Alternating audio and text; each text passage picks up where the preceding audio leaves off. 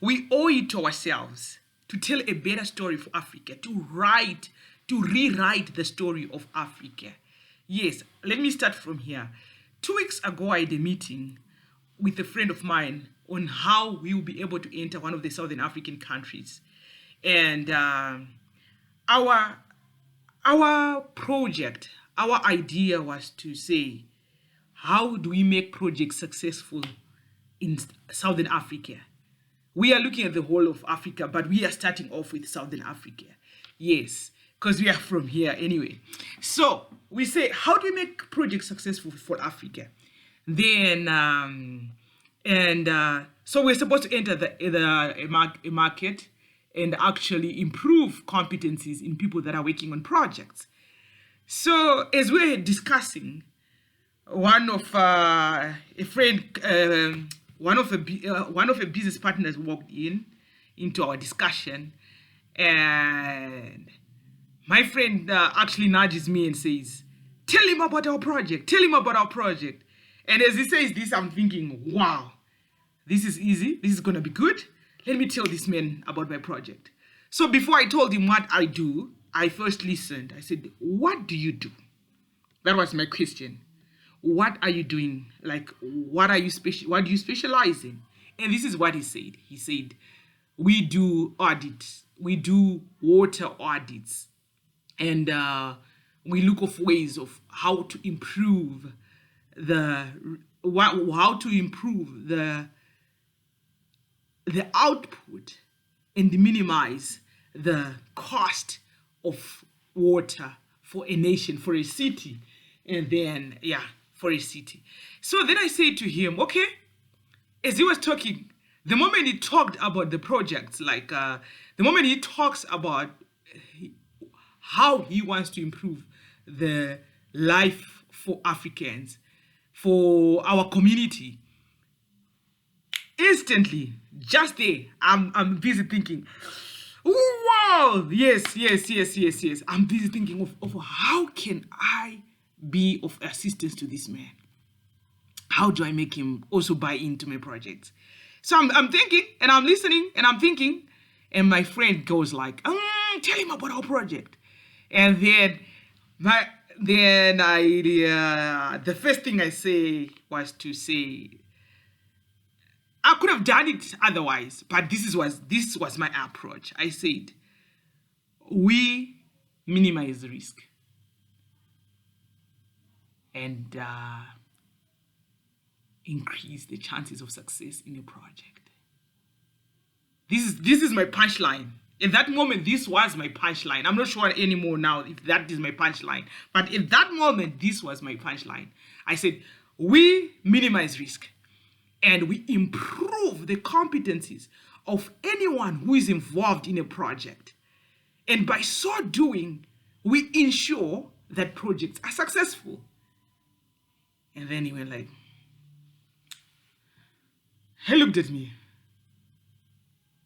And he's not excited. And I'm wondering, okay, where have I missed it? Do I say it again? And then he says, I don't think your approach is what we are looking for in Africa. And I go like, what do you mean that's the approach? This is the approach that we're looking for Africa. Because I'm thinking we can manage projects. We can manage businesses using the project model. Since the project model ensures success of any business, be it a marketing project, be it non-governmental organization, be it it is one of those concepts, it's one of those models that actually focuses on the journey of any business, of any idea from its conception from its conception through execution and results, up to the results. So I'm thinking, okay, where am I missing it? Where am I missing it? And then he says, you know what? We in Africa, where we don't want projects to be successful.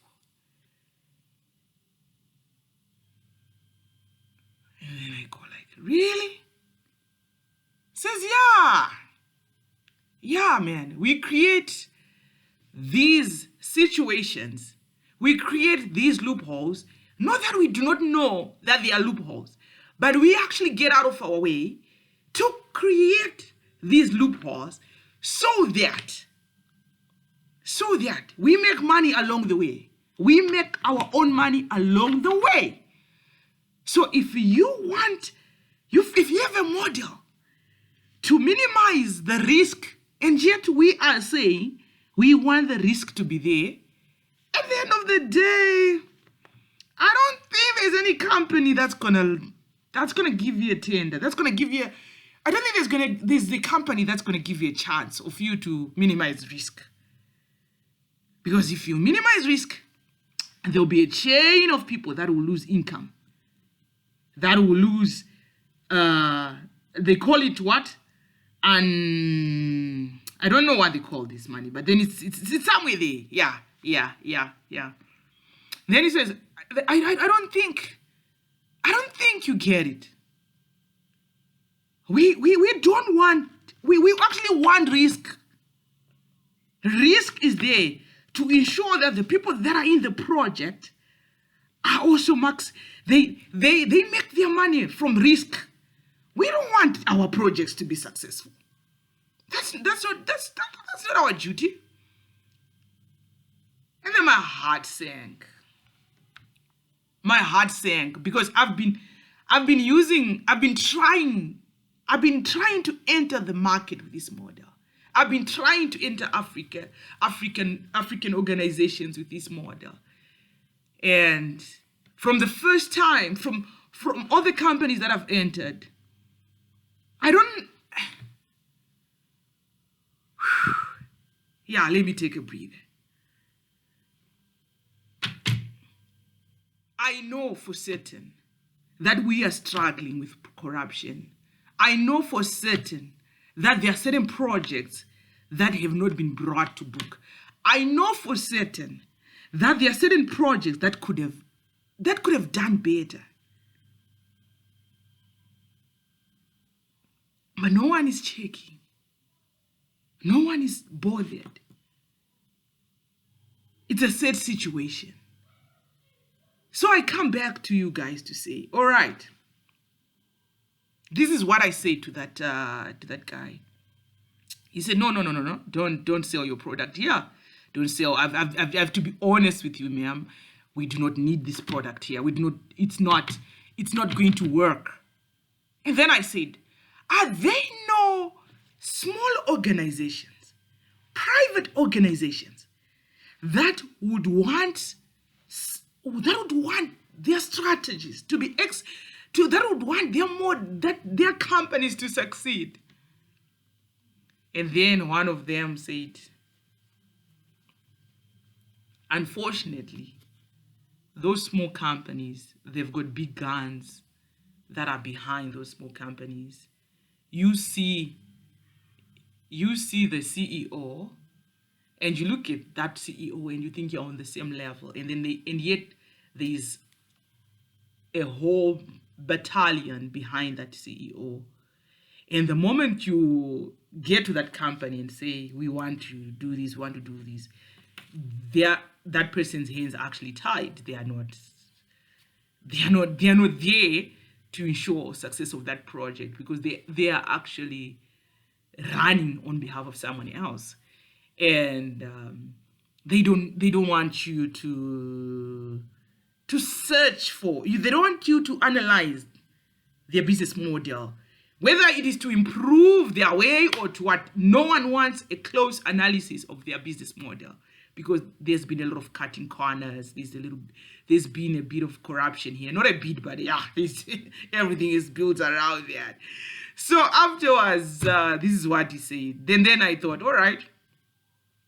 And then they go like, maybe try the NGOs. And then I go like, I didn't think. That's not the avenue that I'd wanted. My desire was to say, I may not change the situation at a national level. I may not change the situation at a provincial level. But for those that I'll come in contact with, I think I owe it to myself to do it the right way. Because no one is going to rewrite the story of Africa. We will need to walk in the right direction. We will need to make that first step. Even if it looks insignificant now. But if one or two or three or four firms actually put their heads together and say, we are going to do business ethically. We are going to have these values as a business. We are going to teach the next generation. We are going to teach the next generation on how to make it in business by these values. We will have a different story to tell as Zimbabwe. We will have a different story to tell as Africa. I think we owe it to ourselves.